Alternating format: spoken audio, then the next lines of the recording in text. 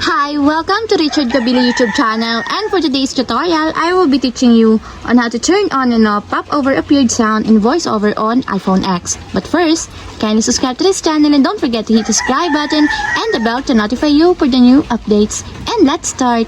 Using your iPhone X, from your home screen first, go to Settings.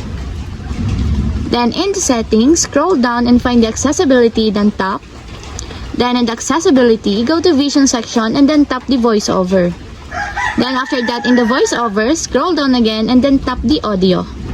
Then in the audio, tap the sounds and haptics. Then in the sound and haptics, scroll down and go to App Feedback section and then tap the pop-over appeared.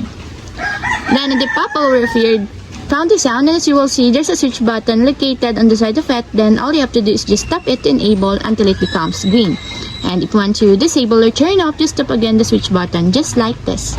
And that's it, we have successfully turned on and off pop-over appeared sound in voiceover on iPhone X. If you have a question, can you comment down below, and don't forget to hit the subscribe button and the bell to notify you for the new updates. And thank you for watching!